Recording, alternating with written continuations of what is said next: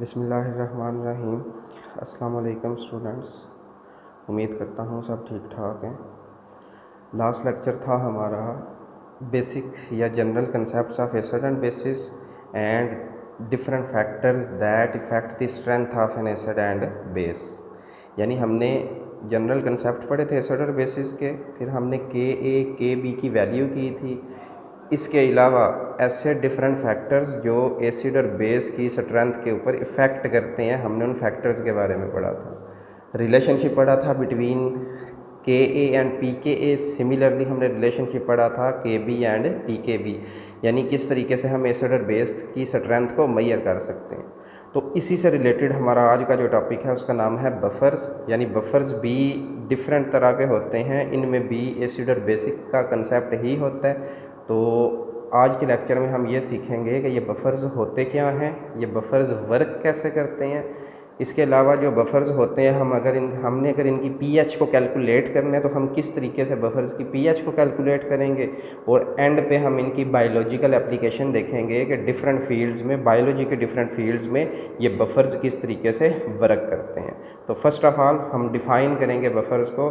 तो बफ़र्स होते क्या हैं, फ़र्स्ट ऑफ़ ऑल हमें ये पता होना चाहिए। तो याद रखना है, ये ऐसे कंपाउंड्स होते हैं जो पीएच चेंज होने पे रेजिस्टेंस शो करते हैं। यानी ये किसी भी सॉल्यूशन की पीएच को चेंज नहीं होने देते। किस सूरत में? अगर हम इनमें स्मॉल अमाउंट में कोई एसिड या बेस ऐड करें। यानी आपको पता होना चाहिए, एक छोटी सी एग्जांपल देता हूँ फिर आपको बफर्स की समझ आएगी। कि लेट्स से हमारे पास वाटर है H2O, तो आपको पता है कि पानी की पीएच होती है 7, ठीक है। तो अगर हम इस वाटर में कोई एसिड ऐड करते हैं, ठीक, यानी चेक करें, मैं इसको थोड़ा सा लिख कर रिप्रेजेंट करता हूँ। अगर हमारे पास H2O है तो अगर जब यह डिसोसिएट होता है तो जितना इसमें H पॉजिटिव आयन की कंसंट्रेशन है उतनी ही OH नेगेटिव आयन की कंसंट्रेशन है। तो क्योंकि पानी में दोनों आयन्स की कंसंट्रेशन इक्वल है, इसलिए हम कहते हैं कि जो पानी है उसकी हमारे पास जो पीएच होती है वो 7 होती है। ठीक हो गया। अब अगर हम इसमें एसिड ऐड करें, लाइक वाटर के अंदर हम ऐड कर देते हैं HCl, ठीक है, तो ये क्या प्रोड्यूस करेगा? H पॉजिटिव और Cl नेगेटिव। तो अब गौर करें, वाटर में पहले भी H पॉजिटिव आयन और OH नेगेटिव हैं। HCl ऐड करने से क्या होता है? H पॉजिटिव आयन की कंसंट्रेशन बढ़ जाती है, जिससे pH कम हो जाती है। ठीक हो गया। इसका मतलब है वाटर में एसिड ऐड किया, उसकी pH चेंज हो गई। सिमिलरली अगर हम इसी पानी में ऐड कर देते हैं सोडियम हाइड्रोक्साइड, जो कि एक बेस होती है, तो ये क्या प्रोड्यूस करती है? Na पॉजिटिव और OH नेगेटिव। अब देखें, वाटर में H पॉजिटिव OH ऑलरेडी है, OH आयन हम मज़ीद कंसंट्रेशन में इजाफा कर देंगे जिससे pH बढ़ जाएगी। ठीक हो गया। इसका मतलब ये हुआ कि हम अगर पानी में मुख्तलिफ एसिड या बेस ऐड करते हैं तो उसकी pH चेंज होती है। तो pH के बारे में आपको पता होना चाहिए। आई होप सो आपको पता है कि ये 0 से 14 तक होती है। 7 वाले सब्सटेंसेस न्यूट्रल होते हैं, जिनकी pH 7 से लेस होती है वो एसिडिक होते हैं, और जिनकी pH 7 से मोर होती है वो बेसिक होते हैं। अब बफ़र का रोल क्या है? अगर हम इस वाटर में फॉर एग्जांपल कोई ऐसा बफ़र प्रिपेयर कर देते हैं तो वो क्या करेगा? वो एसिड और बेस के ऐड होने से pH को चेंज नहीं होने देगा।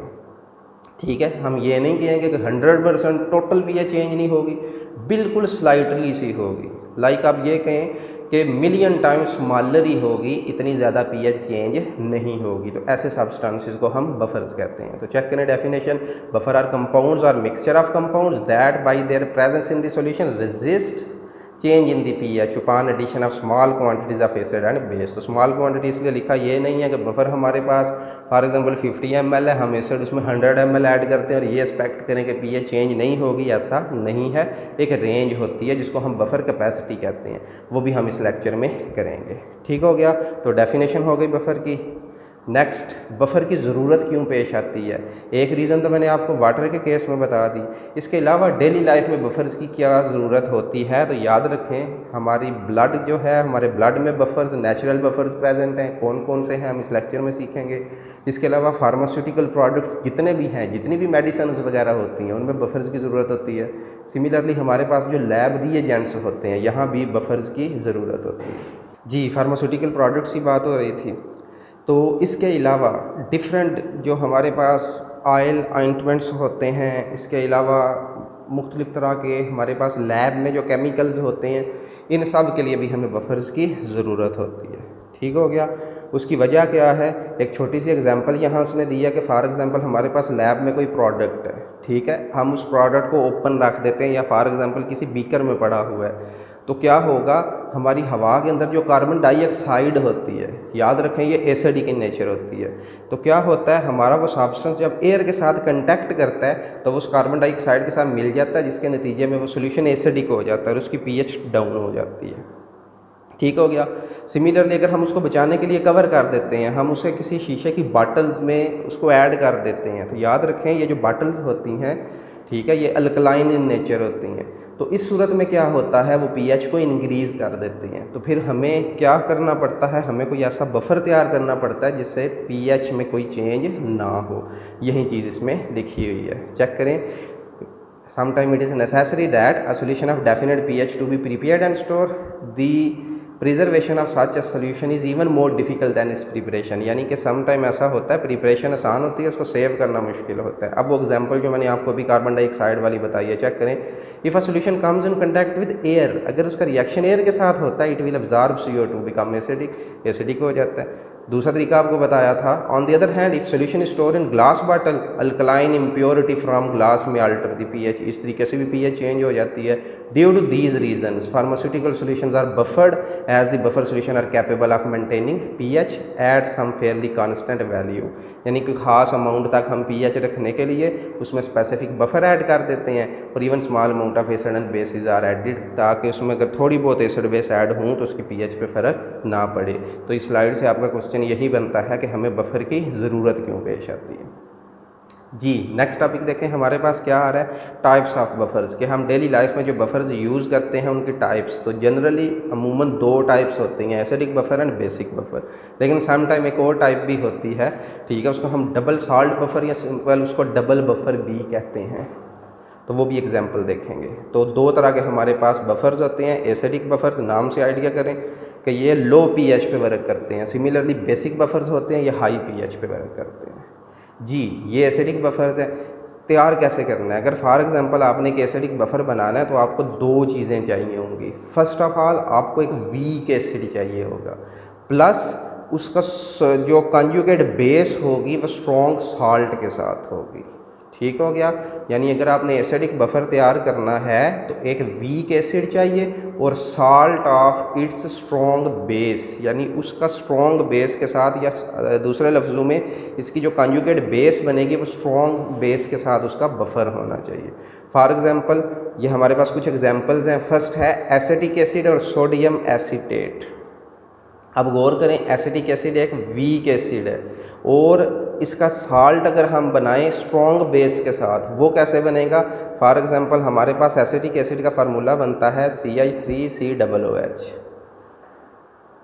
ठीक हो गया, स्ट्रॉन्ग बेस लेंगे जिसका नाम क्या है NaOH, क्या प्रोड्यूस करेगा, ये प्रोड्यूस करेगा CH3COONA, that is it's salt, और साथ क्या प्रोड्यूस करेगा H2O। तो ये हम लेंगे, इसे हम बोलेंगे salt of its strong base. ठीक हो गया। तो लास्ट दफ़ा बता रहा हूँ एसिडिक बफर कैसे प्रिपेयर होंगे, हम एक वीक एसिड देंगे और उसका salt of its strong base लेंगे।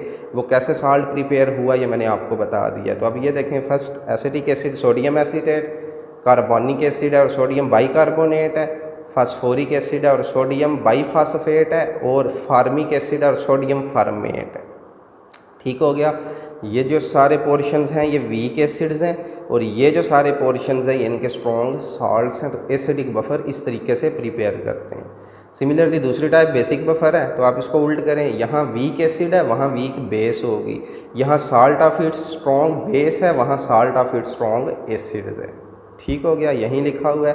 फॉर एग्जांपल देखें, अमोनियम हाइड्रोक्साइड, अमोनियम क्लोराइड। अब ये अमोनियम हाइड्रोक्साइड तो वीक बेस है, तो हम इस वीक बेस का रिएक्शन करेंगे स्ट्रॉन्ग एसिड के साथ, तो NH4OH इसका रिएक्शन करेंगे। For example HCl strong acid है, तो ये क्या बनाएगा, ये हमारे पास आएगा NH4Cl, ये साल्ट है, salt of its strong acid, और साथ क्या बन जाएगा H2O। सिमिलरली सेकंड अमोनिया और अमोनियम क्लोराइड है। थर्ड नंबर पे हमारे पास अमोनिया और अमोनियम कार्बोनेट है। तो ये हमारे पास बेसिक बफर होगा जी। थर्ड टाइप भी बताई थी डबल साल्ट बफर्स या फास्फेट बफर्स। तो इनमें हम दो तरह के कंपाउंड्स यूज़ करते हैं। एक हमारे पास होते हैं मोनोबेसिक पोटाशियम फास्फेट और एक हमारे पास होते हैं डाई बेसिक। नाम पे फोकस करें, mono mean one, basic mean basic part. तो चेक करें इसमें पोटाशियम एक है, ठीक है, इसलिए इसको मोनो बेसिक कहेंगे। और इसमें नंबर ऑफ पोटाशियम आयन 2 है, इसलिए हम इसको डाई बेसिक कहेंगे। तो ये थर्ड टाइप है जिसको हम कहते हैं फास्फेट बफर्स। ठीक हो गया। तो ये हमारा सेकंड क्वेश्चन है बफर की टाइप्स। तो दो टाइप्स बताई, एसिडिक बफर और बेसिक बफर्स, और थर्ड बी आपने याद रखनी है फास्फेट बफर्स।